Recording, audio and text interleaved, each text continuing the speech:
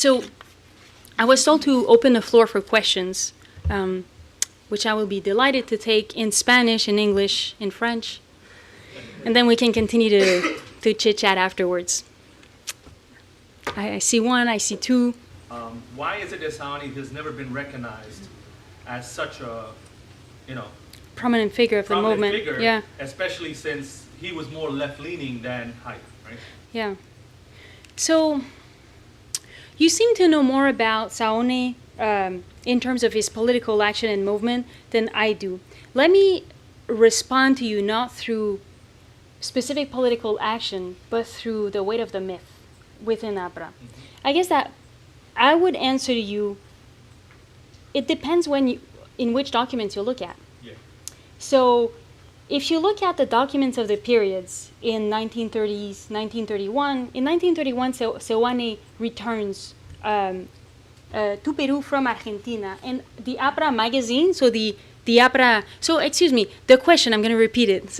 The question is about why is Seoane, a prominent leader of Apra, not being recognized as the prominent figure that he was, and for the important actions that he took in Peru to salvage the party and to keep it together. So my answer is to say it depends where you look. If you look in documents of the period, I have seen documents at the Apra magazine, an entire magazine devoted to Manuel Seoane. You have pictures. He's serious, he's glorious, he's beautiful, he's handsome. And the whole magazine is to celebrate this Apra leader who, thank God, just returned to Peru. He knows everybody in Argentina, the magazine says. He has so many links. He is powerful. He knows people outside. And it proves, in a sense, what this whole magazine says is to say, because we have people like Seoane, so serious, so powerful, and who know so many people outside, come with us, Peruanos. We're an international party. We're not only about national politics. Come with us, and we will just make a revolution in the world. Seoane was used as a symbol of legitimacy in the beginnings. So I could answer to you, well, no, he was recognized. But then you have the whole myth, and you have leadership struggles in Apra that have been silenced because of the official propaganda in the party. Victor Aya de la Torre, so I'm working on a book manuscript right now, and it's part of my main argument is to try, and it's very difficult to get away from Aya de la Torre. Martin has mentioned it. We're both trying to do this, but he's an important figure. He has a lot of weight in the party.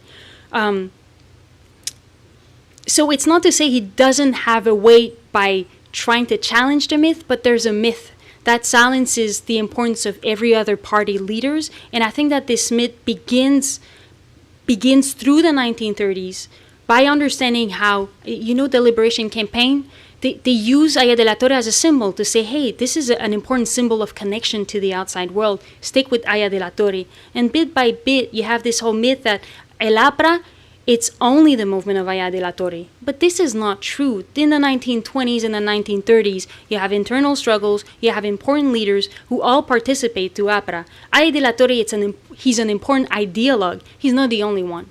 So that's it. So the other part of my answer to you is to say, well, if you look into publications after 1945, after the 1940s, especially after 1950s, then you have this incredible propaganda that is very difficult to avoid, and you start to have this incapacity to think of Apra outside of Aya de la Torre.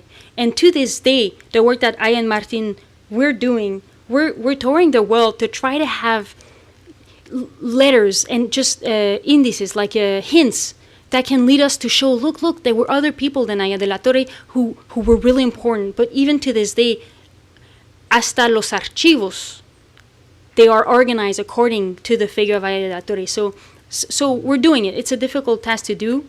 It's also, we'll see, maybe politically contentious also to do this. Yeah. Thank you for your question. Sir, yes. Early on, you mentioned anti-government activities.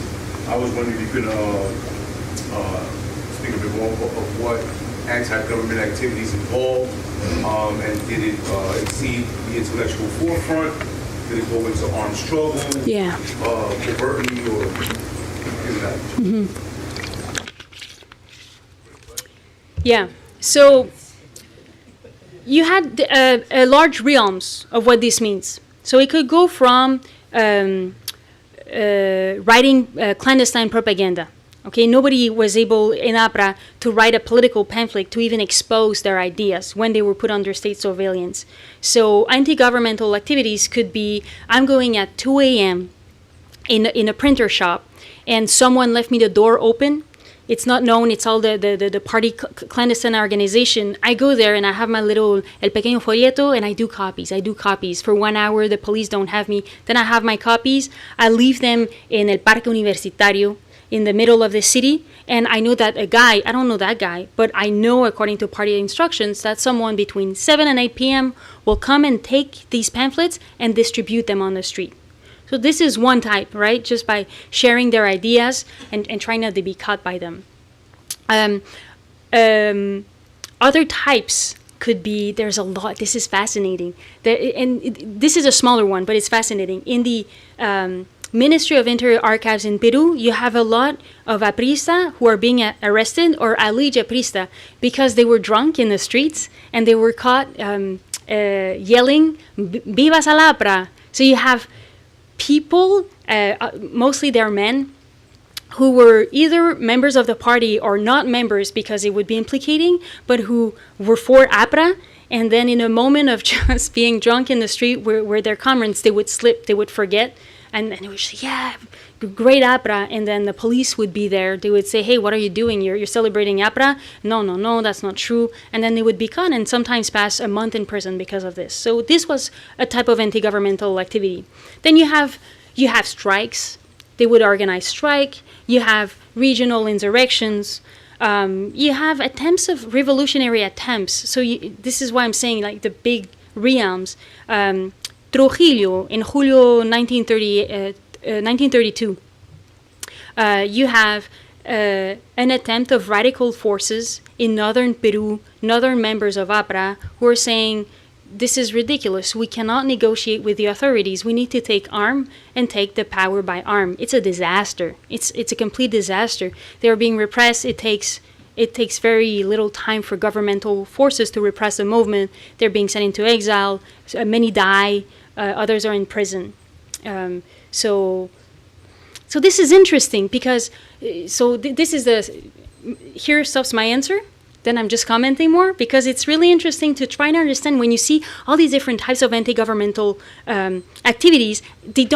Aprista leadership doesn't always agree on what to do at what point in time, and you have divisions of those who are in Lima, others who are in provinces, and it's fascinating to see how, even though arguably this can be debatable, but arguably I'll say this, they have similar. No, this is not okay. Even though they share core ideas, oftentimes there are a lot of debates on the tactics, on the actions to take politically to bring about these ideas. Yeah. I see one in the back. Then sir, yes. I have two separate ones. One is, can you tell us some of the haven cities where the apristas would tend to congregate when they had to leave? Yeah. And then the second part is during the late 20s and the 30s into the 40s is the Pan American Congress, the conferences turning eventually into the OAS and some of the trade issues that are going on. And so was there any like documented attitudes written in paper of the apristas towards that phenomenon? Congress. This is an excellent question. The last one, it's extremely relevant. Well, the first one is great too, but so the first one is so cities. It depends on the years, right? Martin, correct me if you. So we disagree on these things, the researchers, but correct me here if I'm wrong. The main ones would be in the 1920s. You'd have Paris first, 1925, 1926. Then you'd have Mexico, 1927, 1928. It was in 1924. This is part of the myth. It was important to link the symbol of Apra to the Mexican Revolution. But Yeah, so in the Mexico, and then Mexico remained an important spot in the late 1930s.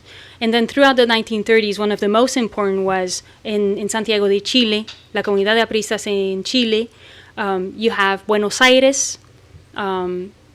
You have, yeah, if we're going to talk about the heaven, I think I would say these ones. Do you agree? Okay, he agrees. But then they're everywhere, right? But sometimes they're just 2 or 3, and they meet in a coffee shop, and then they write all this propaganda, and you think that there are 50 apristas in this city being active. But those with a lot of weight in terms of quantity and intellectual power are the ones that I named. Sí, Santiago de Chile sobre todo. Super fuerte, sí, con ercilla. Yeah, they had the means to publish intellectual work, which was powerful in a context in which you had nothing but words and ideas because you were being repressed. Y después un momento en México también que coincide con el cardenismo. Yeah, in the mid 1930s. Sí, la segunda mitad, la segunda mitad de los 30. Okay, so for your second question, I've tried to look, so the answer is yes, they do react to the Pan American conferences. And all of the intellectuals who think about Americanist ideologies, they all react for example, to the Pan American Conference in Cuba in 1928, right? Or 26, 28? 28. No, after Medina was killed, yes, 28. 28. So you have one. Yeah, because Medina was protesting the conference. He was killed 28. It was right after. Okay, so you had one. You have one where they voice, and I haven't seen a lot of documentation. I've seen in archives in Mexico one pamphlet that would ally with a lot of Latin American intellectuals in decrying the position of Washington in the Pan American Union in Cuba, 1928. Very fierce Latin American nationalism at the time.